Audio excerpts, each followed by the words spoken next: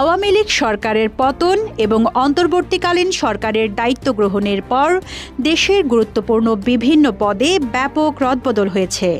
এবার রাষ্ট্রপতি মোহাম্মদ শাহাবুদ্দিনকে অপসারণের দাবি জোরালো হয়ে উঠেছে। কিন্তু কিভাবে, কেন এই দাবি এবং এই দাবি সরকার মানবে কিনা তা নিয়ে আলোচনা চলছে। গত ৩ অক্টোবর ছাত্র আন্দোলনের ২ কেন্দ্রীয় সমন্বয়ক মোহাম্মদ শাহাবুদ্দিনকে রাষ্ট্রপতির পদ থেকে অবিলম্বে সরিয়ে দেওয়ার দাবি জানিয়েছেন। তাদের বক্তব্য, শাহাবুদ্দিন ফ্যাসিস্ট হাসিনা সরকারের প্রতিনিধি এবং তার ক্ষমতায় থাকা রাষ্ট্রের জন্য হুমকি হতে পারে। সমন্বয়ক হাসনাত আবদুল্লাহ ফেসবুকে এক পোস্টে প্রথমে রাষ্ট্রপতিকে অপসারণের দাবি তোলেন। এর পরপরই সার্জিস আলম একই দাবিতে পোস্ট করেন। ফলে দ্রুত সামাজিক যোগাযোগ মাধ্যমে রাষ্ট্রপতিকে অপসারণের দাবির বিষয়টি ছড়িয়ে পড়ে।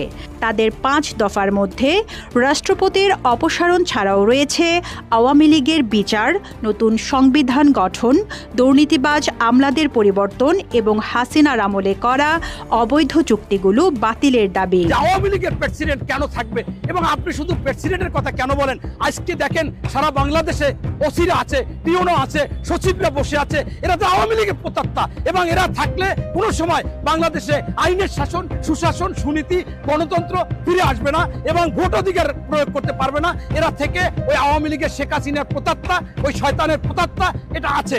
উনি তো নির্লজ্জ। ওই শেখ হাসিনা যেমন নির্লজ্জ ছিল, মৃত্যুক ছিল, বেহায়া ছিল, বেশরম ছিল, এও বেশরম, এও কিন্তু দুর্নীতিবাদ ছিল। আমরা জানি যে বিভিন্ন জায়গায় ইসলামী ব্যাংকে ঢুকে সেখানে অনেক অপকর্ম করেছে, দুর্নীতি দমনের থেকে অপকর্ম করেছে। তিনি একজন আওয়ামী লীগের দলীয় লোক ছিল আগে, সেই জন্যই তাকে বিভিন্ন জায়গায় নিয়োগ দিয়েছিল এবং বেগম খালেদা জিয়ার মামলায়ও তিনি এইটা অপকর্ম করেছিল। ওনার বোঝা উচিত যে এই সরকার শেখ হাসিনা পালিয়ে গেছে, এইটা তার উচিত না। তাই আমি মনে করি যে মরা বাচ্চা নিয়ে, মরা মনে করেন এই কপিন নিয়া, সেই মরক নিয়া, মানে অনেক সময় পয়সা টয়সা মরক হয়ে যায়, সেই মরক নিয়া ওনার পয়সা থাকা না থাকা উচিত। দেশের জন্য, দেশের স্বার্থে উনি যদি পদত্যাগ করে দেশের জন্য মঙ্গল হবে। আমাদের দল বিএনপিও যদি অন্যায় করে তবে তোমরা সোচ্চার হওয়া পাবা। এবং আমি কাজী মোহাম্মদ মনিরুজ্জামান বলতেছি, আমি তোমাদের সাথে থাকবো।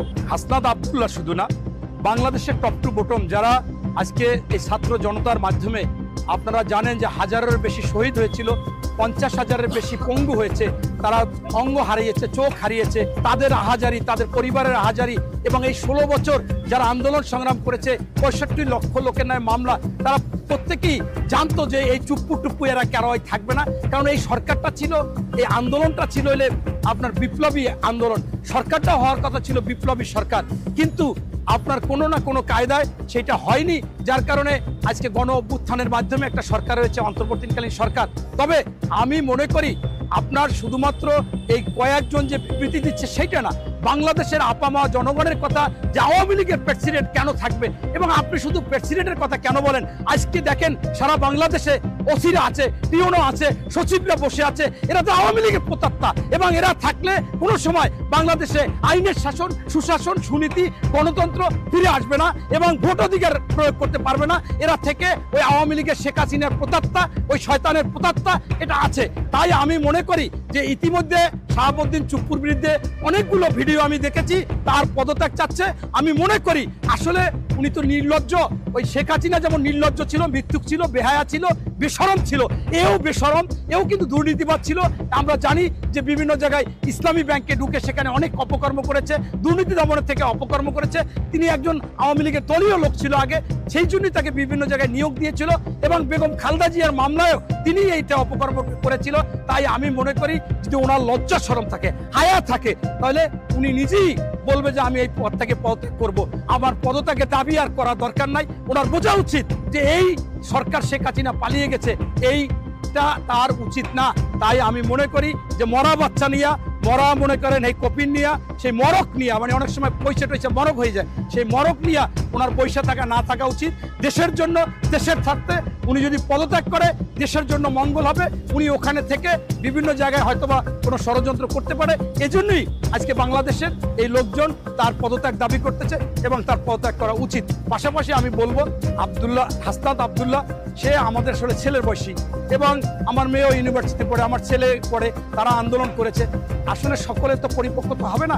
আমরা দেখেছি সে বিভিন্ন কথা আগে বলেছে, আগে দল করবে এবং দলের ঘোষণাও দিয়েছিল, বলে করতেই পারে, এরা আমার লোক, দুইবার দিয়েছে, একবার ঢাকা বিশ্ববিদ্যালয় লাইব্রেরি থেকে দিয়েছে, আরেকবার আপনার নাগরিক কমিটি দিয়েছে।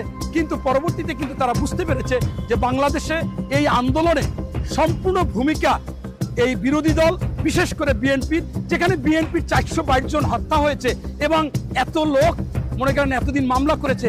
সেই 16 বছর থেকে আমরা আন্দোলন করতে করতে করতে করতে আমাদের যখন আগুন জ্বলবে, হয়তোবা জ্বালাতে পারা গেছিল না, সেই সময় এই ছাত্ররা সেখানে একটি দিয়াশলাই দিয়ে আগুন ধরিয়ে দিয়ে তারা সফল হয়েছে।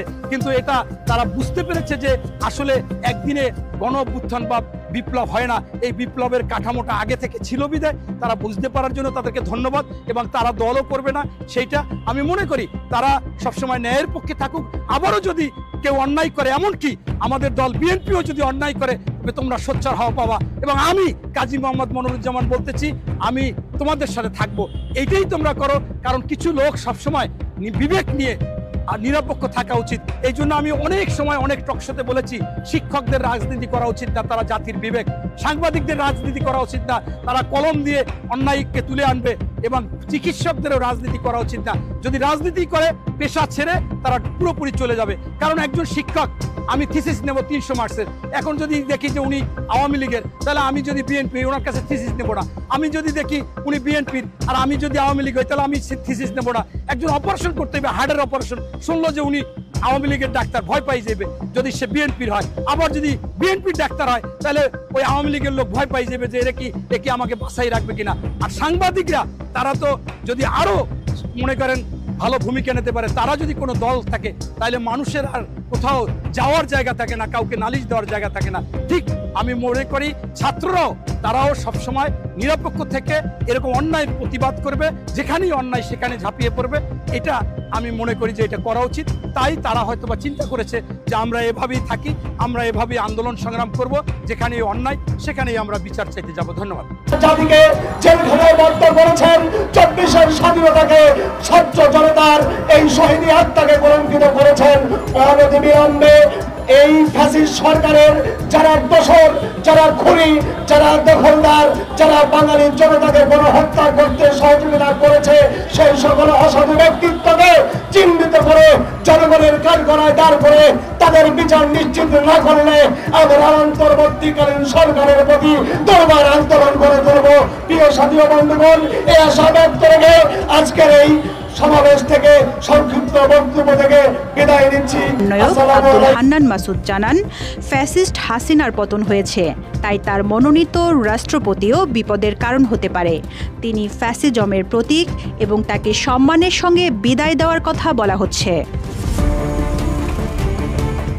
এদিকে সরকার কি এই দাবিগুলো মেনে নিয়ে রাষ্ট্রপতিকে অপসারণের পথে হাঁটবে, এ নিয়ে প্রশ্ন তুলেছেন অনেকেই। অন্তর্বর্তী সরকারের আইন উপদেষ্টা অধ্যাপক আসিফ নজরুল এ বিষয়ে কোনো মন্তব্য করতে রাজি হননি। তবে আইন বিশেষজ্ঞরা এর প্রক্রিয়া নিয়ে কথা বলেছেন। আইনজীবীরা বলছেন, সংবিধান অনুযায়ী রাষ্ট্রপতিকে অপসারণ করতে হলে সংসদের 2/3 সদস্যের ভোট প্রয়োজন, যা বর্তমান প্রেক্ষাপটে কার্যত অসম্ভব। দেশের বর্তমান আইনগত অবস্থা বিবেচনায় রাষ্ট্রপতি পদত্যাগ করলে বিষয়টি আরও সহজ হতে পারে। সুপ্রিম কোর্টের আইনজীবী অ্যাডভোকেট মঞ্জিল মোর্শেদ মনে করেন, সংবিধান অনুযায়ী অভিশংসনের জন্য সংসদ প্রয়োজন, কিন্তু রাষ্ট্রপতি পদত্যাগ করলে সেই প্রক্রিয়া সহজ হতে পারে। সেনাবাহিনী ও সরকারের সমর্থন থাকলে রাষ্ট্রপতি সরে যাওয়া 1 সেকেন্ডের বিষয় হতে পারে।